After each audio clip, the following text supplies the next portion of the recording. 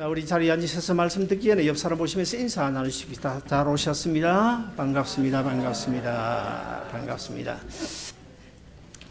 무더운 날씨가 지금 계속되고 있습니다. 그러나 여러분, 이제 우리가 조금만 더 참으면 아주 시원한 가을이 오게 될 것이고, 그러면 하나 둘 낙엽이 떨어지는 그런 것을 우리가 보게 될 것입니다. 여러분, 이 땅에 떨어진 그 단풍잎이라든지 이 낙엽을 보고 혹시 무엇인가 느껴보신 적이 있으십니까? 저는 그 낙엽들을 보면, 단풍잎을 보면 어떤 단풍잎은 너무너무 고운 거예요. 이쁘고. 그래서 참 주워다가 책갈피를 했으면 좋겠다, 그런 생각이 드는가 하면, 반면에 어떤 잎은 아주 시커멓고 우중충해가지고 뭐 보기도 싫은 그런 단풍잎도 있지 않습니까? 똑같은 나무에 달려있다 떨어지는데도 말입니다. 근데 땅바닥에 나뒹구는 이 나뭇잎을 보면서 저는 간혹 그런 생각을 해봅니다.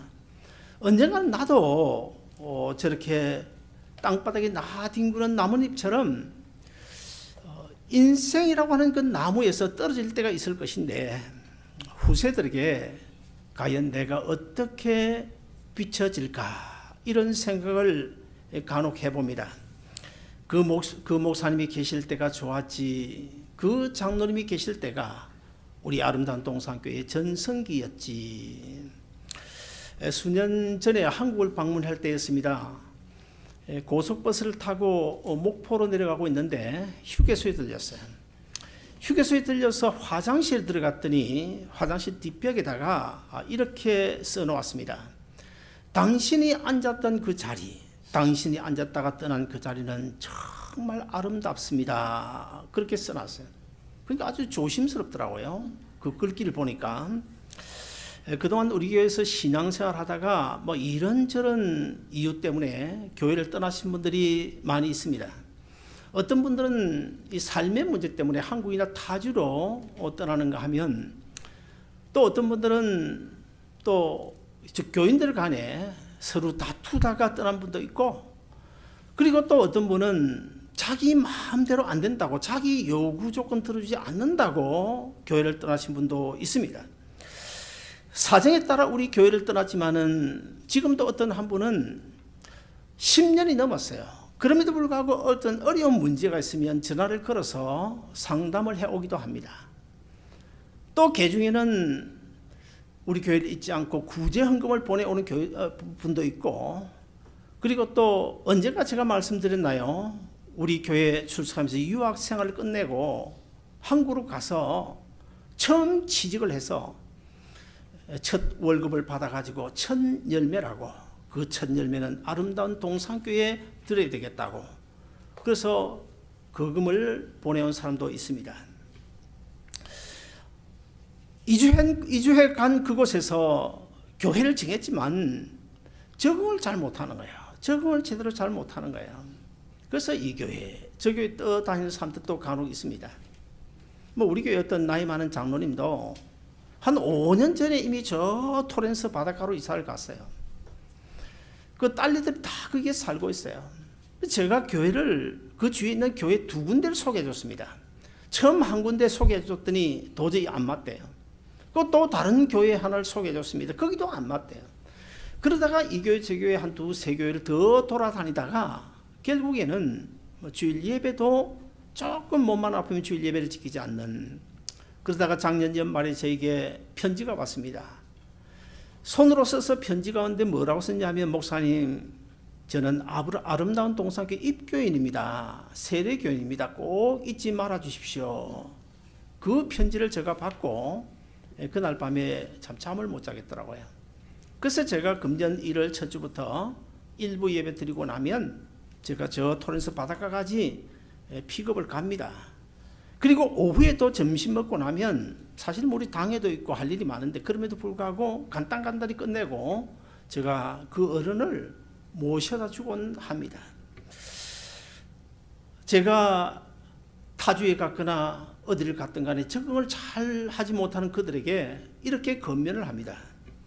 이제는 이 최 목사도 있고 우리 아름다운 동산교회도 잊으라고.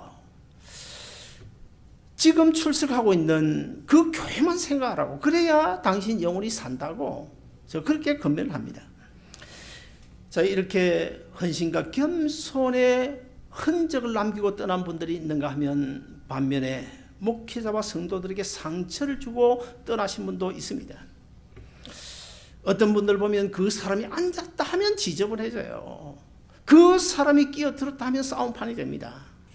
반면에 어떤 집사님이 같이 앉기만 하면 아주 분위기가 화기애애지고, 어떤 권사님이 그 자리에 앉았다가 일어서기만 하면 한참 시간이 지났는데도 불구하고 따뜻한 온기가 느껴지는 이런 사람들 있지 않습니까?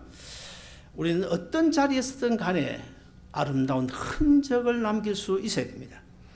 오늘 본문의 갈라디아서는 사도 바울이 이 갈라디아 교회를 향하여 쓴 편지 중에 한 부분인데요. 오늘 본문 17절에 보시면 이 편지를 마무리하면서 사도 바울이 이런 고백을 합니다. 이후로는 누구든지 나를 괴롭게 말라. 내가 내 몸에 예수의 흔적을 가졌노라. 사랑하는 여러분, 저는 이 시간 여러분에게도 이런 고백이 있었으면 좋겠어요. 여러분 모두 이런 고백이 있기를 주의 이름으로 축원드립니다. 첫째, 육체를 자랑하는 사람은 예수의 흔적을 가질 수가 없습니다. 갈라디아 교회는 유대주의자들이 그 교회 안에서 많은 어려움을 줬어요. 왜 그런가 하면 그 시대적인 배경을 우리가 좀 살펴봐야 되는데, 지금은 뭐 전 세계, 지금 미국이나 유럽이 아주 강대국이지만은, 그러나 본문 당시 2000년 전에는 사실 로마를 중심으로, 헬라와 로마를 중심으로 그 중근동 지역, 그러니까 성경에 나오는 소아시아 교회들이 나오잖아요.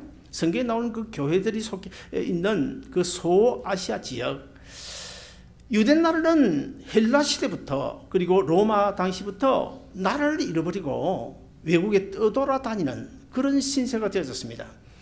그러다 보니까 유대 나라 사람들이 여기저기 많이 흩어졌어요. 지금은 뭐 아르헨티나를 비롯하여 뭐 영국, 러시아 없는 곳에 없지만, 그때는 소아시아 지역의 유대인들이 많이 흩어졌어요. 가까우니까. 그러다 보니까 이 소아시아 지역에 흩어져 있는 그 유대인들 중에 사도 바울의 전도를 받고 예수를 믿게 하여 교회에 나오는 분들이 있었는데, 그런 유대인들 가운데도 개중에는 유대주의적 그런 그 종교적 근성이 남아 있어가지고 자꾸만 유대주의 율법을 부르짖고 교회를 어렵게 하는 거예요. 뭐냐면 할례를 받지 않으면 예수 아무리 믿어도 구원 얻지 못한다, 그렇게 주장하는 것입니다.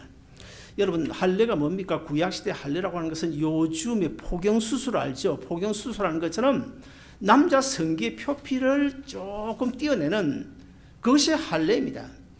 그러나 여러분, 피부 조금 띄어냈다고 하나님 앞에서 그게 할례가 될까요?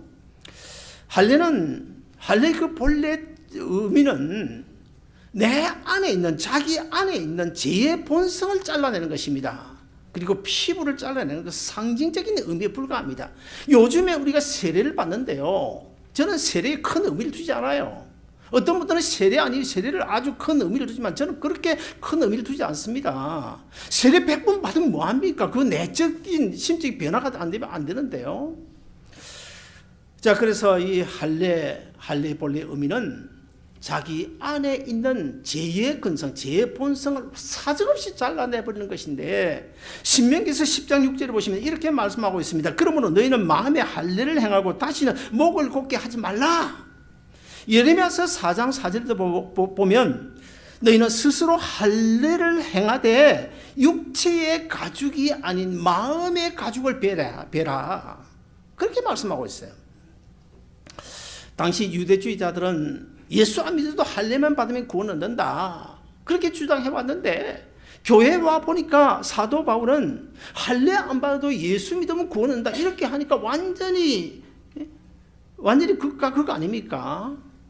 그러니까 할례 안 받아도 예수 믿으면 구원 얻는다 그 주장하는 이 바울에 대하여 얼마나 시기이 기질도하고 핍박했는지 몰라요. 지금 유대인들이 전 세계 상권을 사실 다 손에 쥐고 있지 않습니까?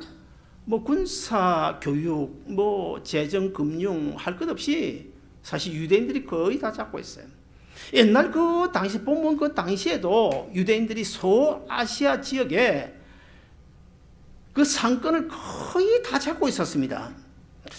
자, 그러다 보니까 그 유대인들 가운데서 개종을 해가지고 기독교로 나가는 거예요. 그러니까 그걸 예수 믿지 않는 그 유대주의자들이 개종을 해서 교회 나가는 그 유대인 기독교인들을 계속 핍박하는 거예요. 어떻게 핍박하는가 하면 자기들이 가지고 있는 이 상권을 이용해가지고 먹고 사는데 당장 지장이 가도록 불이익을 주는 그런 핍박을 한 거예요. 자, 그러면 이 할례를 주장했던 그 유대인들, 그리고 또 기독교회 안에 개종해서 들어온 유대인들, 그리고 또 이방인 기독교인들, 자, 이 할례 그렇게 나오니까 지금 삶의 문제가 생기는 거예요. 당장 삶의 문제가 생기는 거예요. 어쩔 수 없이 믿음도 없다 보니까 그냥 형식적으로 할례를 받는 거예요. 할례 받고 유대인들에게 잘 보여가 장사도 하고 뭐 그렇게 해서 살려고 하는 거예요.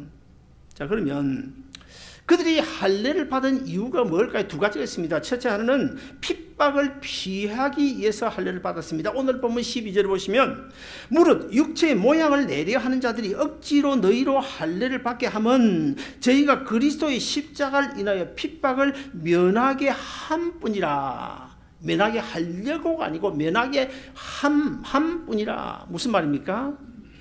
예수 잘 믿기 위해서 할례를 받은 것이 아니고 어떻게든지 이 핍박을 모면하기 위해서 할례를 받았다는 거예요. 사랑하는 여러분, 오늘날은 신앙생활을 너무 다 쉽게 하려고 그래요.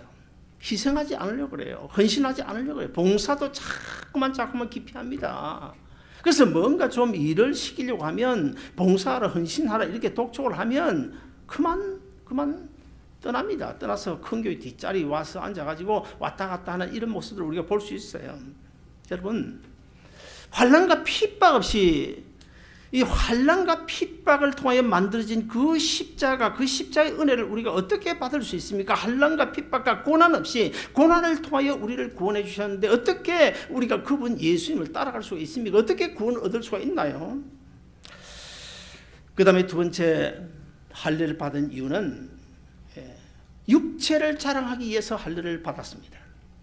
우리는 율법을 좋은 것으로 생각하지 않죠. 율법 그러면 뭐 우리가 이미지가 벌써 율법 그러면 다 싫어합니다. 좋지 않은 것으로 생각합니다.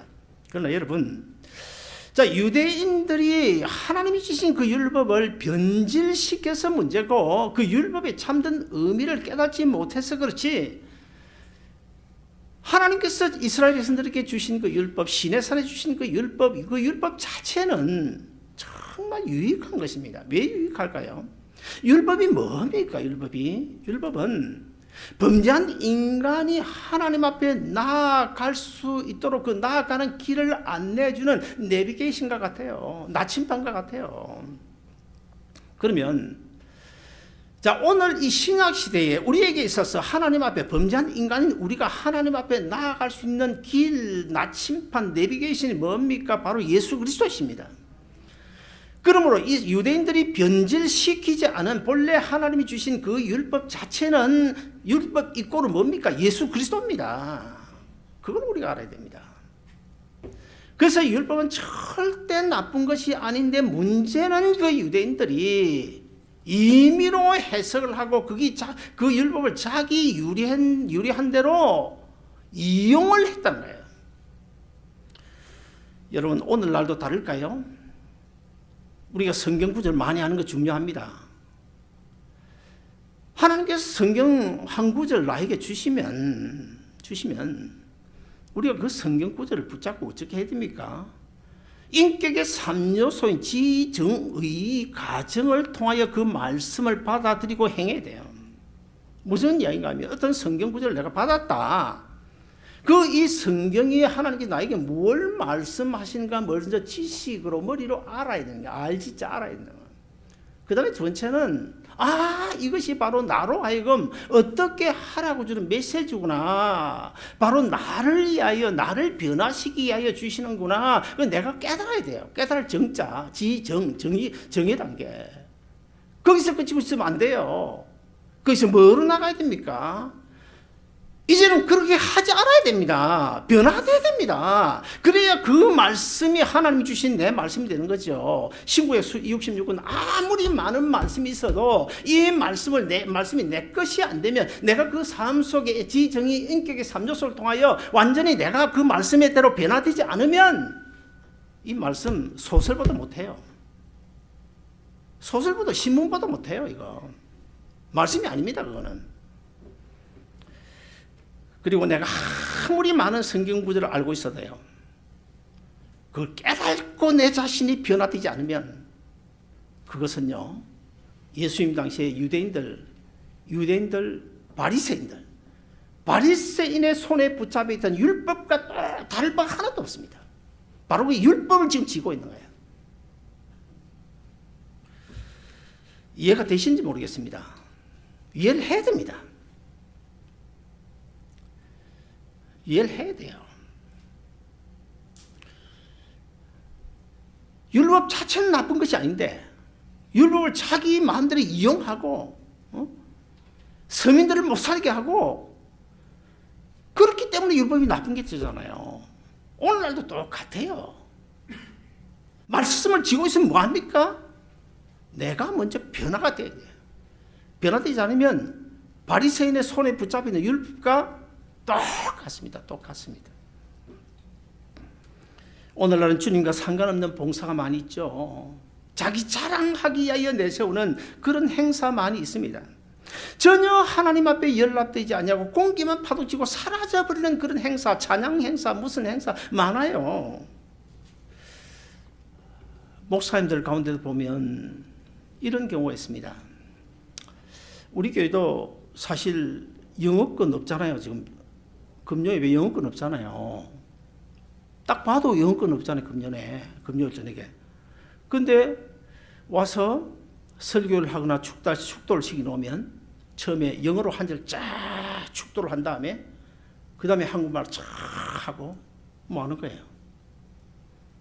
그리고 또 어떤 교회 가보면 2세 없어요. 자리에. 전부 1세 어른들만 앉아있어요. 근데 설교를 하면서 영어를 막 섞어가 혀를 꼬불러 가지고 알아듣는 거 많은 둥, 그 뭐 하는 거예요? 제가 영어 잡힌 못하니까 안 합니다만은, 진짜 영어를 잘하는 사람은 그렇게 하지 않아요. 그렇게 하지 않습니다. 자기를 내세우는, 자기 의의를 나타내는 자랑거리. 오늘 본문의 주인공인 이 사도 바울의 경우를 보면 영육간에 자랑할 만한 것이 얼마나 많았겠어요. 신분으로 보나 배운 지식으로 보나 자랑거리가 너무 많죠. 심지어는 사도 바울이 예수 믿고 난 이후에도 하나님 보좌가 있는 삼층전까지 올라갔다 보고 오지 않습니까? 만약 우리가 저 같아도 그럴 거예요. 제가 만약에 바울이 본 삼층전까지 올라왔다, 하나님 보좌를 보고 왔다 그러면 아마 못 봐줄 겁니다. 제가 아마 신문에 광고를 하고 못 봐줄 거예요. 사도 바울이 그런 사람이에요. 그러나 사도 바울 자랑하지 않았어요. 겸손히. 사도 바울이 뭘 자랑했습니까? 오늘 보면 14절 보시면 내게는 주 예수 그리스도의 십자가 외에는 결코 자랑할 것이 없다. 십자가 외에 자랑할 것이 없다.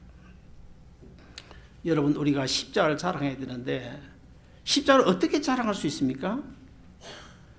물론 전도하는 것입니다. 전도하는 것이 십자가 자랑하는 거예요. 예수 믿으세요. 우리 주님이 당신을 위하여 십자가에 달려 죽으시고 3일 만에 부활하셨습니다. 예수 믿으세요. 십자가 자랑입니다. 물론. 그러나 진짜 십자가 자랑은요, 내가 먼저 주님 십자가 밑에 죽어지는 것입니다. 죽어져요. 그게 십자가 자랑한 거예요. 그 다음에 두 번째로 십자가 밑에 죽어진 그리스도인에게만 예수의 흔적이 생깁니다. 이 흔적이란 말은 헬라어로 스티그마라고 그러는데, 이 스티그마는 제가 좀 쉽게 설명을 하면 어른들은 뭐 다 아실 겁니다. 옛날에 시골에서 소를 키우지 않습니까? 그 엄마 소가 새끼를 낳았어요. 새끼를 낳아서 조금 커집니다. 어느 정도. 그러면 그 뿔이 있잖아요. 뿔에다가 쇠를 달구어 가지고 무슨 표시를 내서 쇠를 달구어 도장이죠. 그 불도장을 찍네요. 불도장을 만들어 가지고 그 뿔에다가 찍습니다. 이렇게 찍으면 화인을 찍어요. 화인. 그럼 그 이제 글자가 새겨질 거 아닙니까? 그래서 너는 내 것이다. 우리 집 소다. 송아지다. 다른 소 시장에서 소를 사와도 그렇게 합니다. 옛날에 그랬어요. 요즘 안 하겠지만. 요즘에 뭐 전자로 무슨 꼬리표를 붙이죠. 안 하지만. 이것이 스티그마입니다. 스티그마. 흔적이에요. 흔적. 스티그마. 오늘 본문 당시에 그 로마 제국 당시에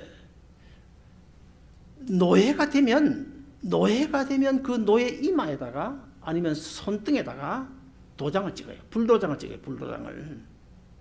스티그마. 너는 내 것이다. 낙인을 찍어요. 낙인을. 그러면 그 낙인이 찍힌 그 노예는 평생 자기 의사 필요 없습니다. 그 집의 소유일 뿐입니다. 그런 의미에서 볼 때 사도 바울이 지금 본문에서 말씀하고 있는 예수의 흔적이 나는 예수의 흔적을 가졌다. 무슨 말일까요? 나는 주의 종으로서, 나는 하나님의 자녀로서, 나는 그분의 노예로서 내 심령에, 내 육체에, 내 영혼에 스티그마, 예수의 흔적을 가졌다. 예수의 마크를 가지고 내가 살아간다.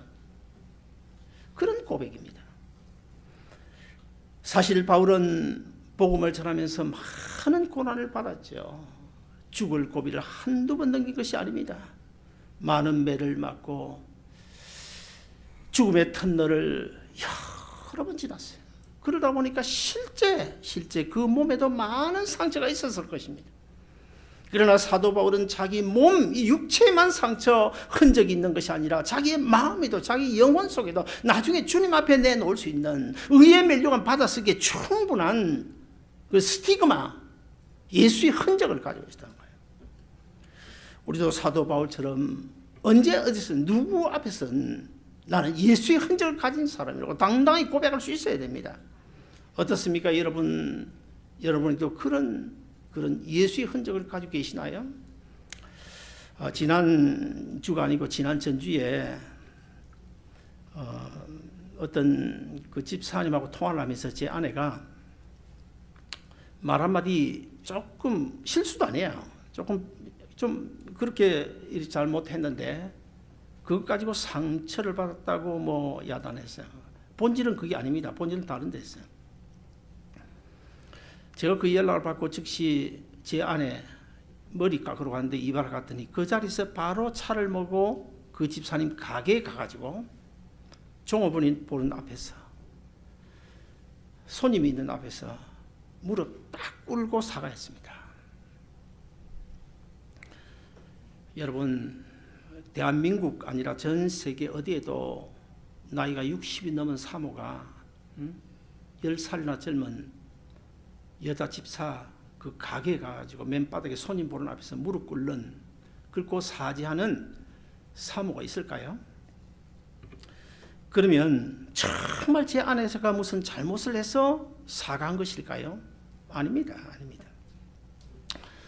제가 지금까지 18년 목회하는 동안에 신방을 갔는데 문을 열어주지 않는 거예요. 아무리 기다려도 문을 열어주지 않는 거예요. 나하고 아무 상관없이 자기들끼리 싸웠는데 내 편 안 들어준다고. 그래가지고 결국 1시간씩 기다리다가 문을 안 열어줘서 돌아온 케이스가 딱 2번, 지금 기억으로 2번일 거예요. 그리고 저와 제 아내가 무릎을 꿇은 것이 딱 3번 있습니다. 지금까지. 여러분, 제가 7개를 보냈나요? 물질 문제를 일으켰나요? 성경을 잘못 해석했나요? 복음을 잘못 전했나요? 내하고 무슨 관계가 있나요? 왜 내가 그렇게 하는 것입니까? 왜 제 아내가 그렇게 하는 것입니까? 예수님이 자기 죄 때문에 십자가 죽으셨나요? 아니잖아요. 자기 죄 때문에 십자가에 죽으신 것이 아니거든요. 그것 때문에.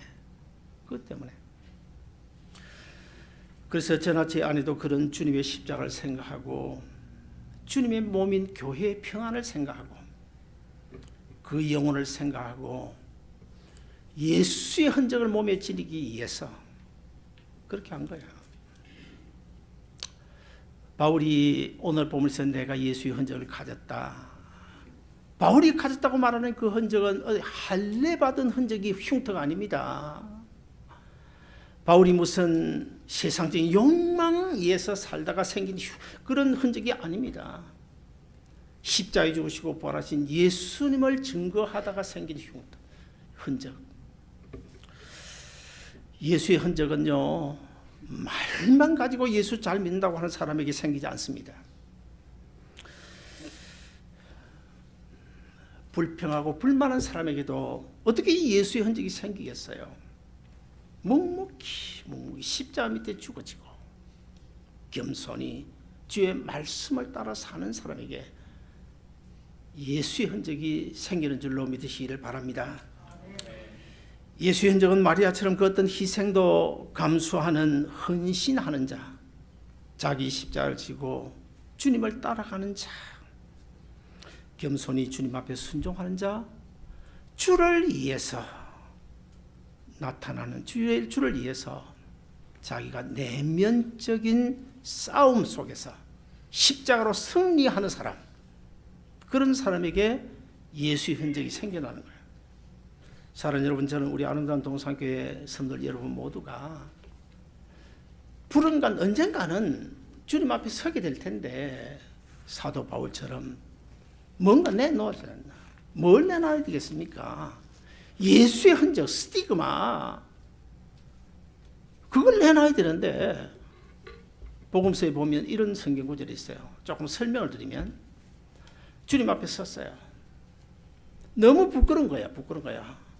이번 이스도 유구문 할 말이 없는 거야. 너무 부끄러워서. 그래서 뭐라고 하는가 하면 바위야 나를 좀 제발 가려다오. 산아 제발 나를 좀 가려다오. 내가 도저히 주님 앞에 얼굴 들고 못 서 있겠다.